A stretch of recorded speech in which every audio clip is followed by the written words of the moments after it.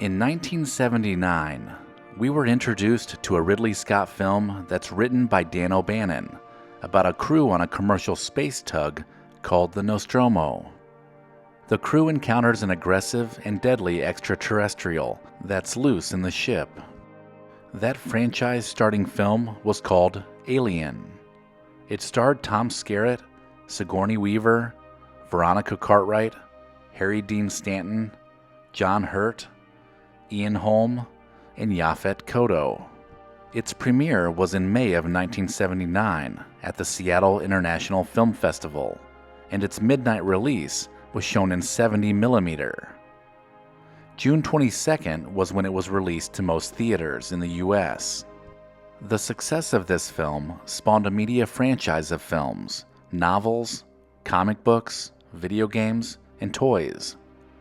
It also launched Sigourney Weaver's acting career, moving her from this first lead role to a superstar. This movie is one of the first films to reveal the true terrors of space travel, where there is no one that can hear you scream. It gave us some new spine-tingling special effects and a revolutionary heroine, that being Ellen Ripley, played by Sigourney Weaver. She was without a doubt this alien's worst nightmare, and a worthy adversary, but she almost didn't make it into the film, and could have very easily been a man instead. The writers, when they originally wrote the entire cast, they were all men, but they left a note in the screenplay that the crew really could be unisex, and all parts that were played could be interchangeable, men for women. But when they wrote the screenplay, they never dreamed of the lead being a woman. The producers of the film are the ones that made that call, believing that a female Ripley would be more unique and possibly more likable to the ones that were bankrolling the film. The movie was originally called Star Beast. Somehow that just doesn't seem to fit and doesn't have the same appeal as Alien.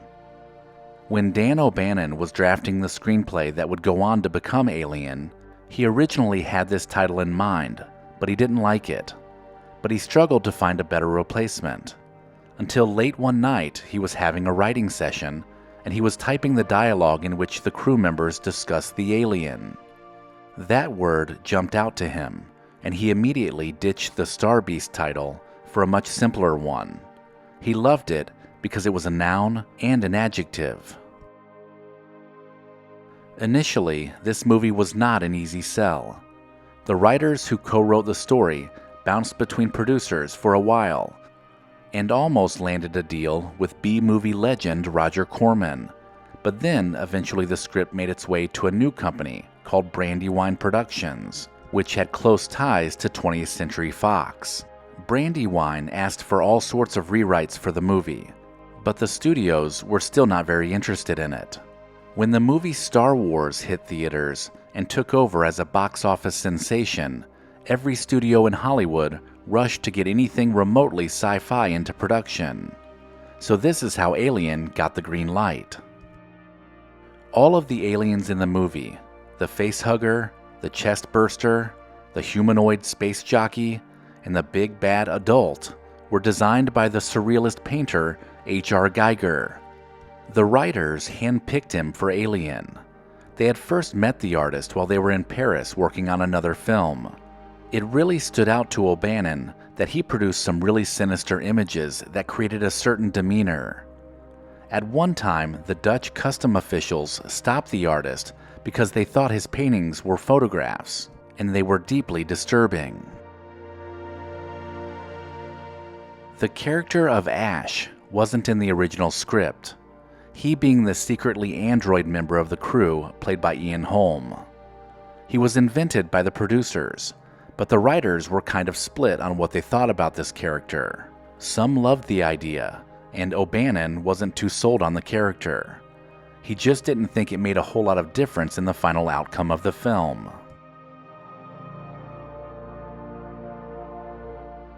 The name of the ship comes from a Joseph Conrad novel. All the horrors that happen unfold on the spaceship Nostromo. This name was taken from the title of a 1904 novel, which follows an Italian explorer sent to South America to plunder a silver mine. Shooting the film was pretty tough on the actors. The spacesuits tended to get really hot.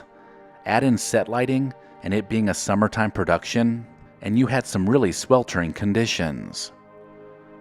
Veronica Cartwright, who played Lambert, has stated that many of the actors were fainting on a regular basis, so much so that they had to bring in a nurse and have her on standby with oxygen tanks. Still, the production didn't do anything to try to remedy the problem. They finally got forced into modifying some of the costumes.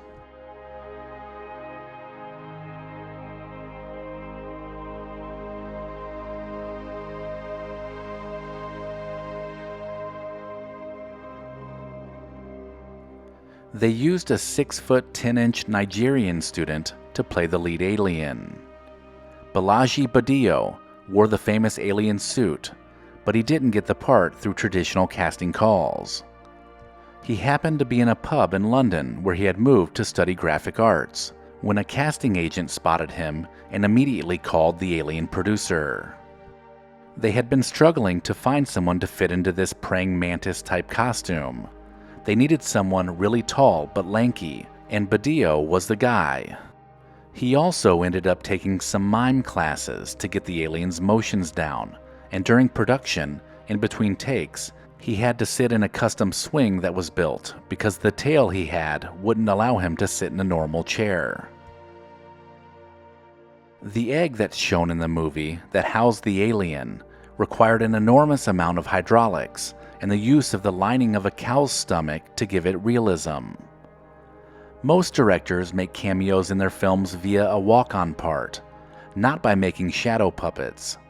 But Ridley Scott's appearance in the film comes when an alien facehugger appears to move inside its egg. This was really just Ridley Scott flicking his gloved hand under the moving light. The egg also came outfitted with steel hydraulics along the top, and when it opened up, those were cow intestines, not alien parts that were nestled inside it.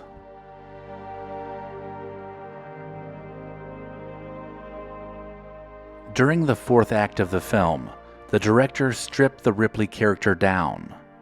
Sigourney Weaver played a strong, capable, and very attractive woman, and he wanted to increase the sense of her peril by showing her undressed. When Ripley does a modest strip down to just her underwear, this made the tough lady seem much more vulnerable, but also raised her sex appeal tremendously. We immediately see a different side of Ripley. It's said that the intentions behind this strip wasn't all about sex, but you have to believe that's probably the motivating factor. But the real truth was, she was sweaty, blood-covered, and a complete mess from all the chaos that had gone on earlier. So it made sense for her to undress before she went into hypersleep. As she removed her clothes and got comfortable, the worst possible thing happens, and she's even more vulnerable than before. Sigourney took a lot of criticism for this scene, and so did the director. They asked her, "How could you demean yourself by doing this striptease?" Her response was, "Are you kidding?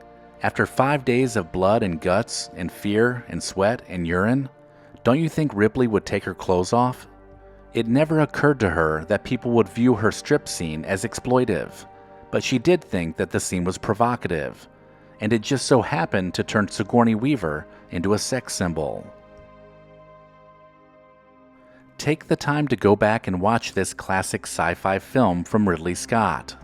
Not only does it have some really good performances by the actors, but it also leaves you wondering what you would have done up there all alone.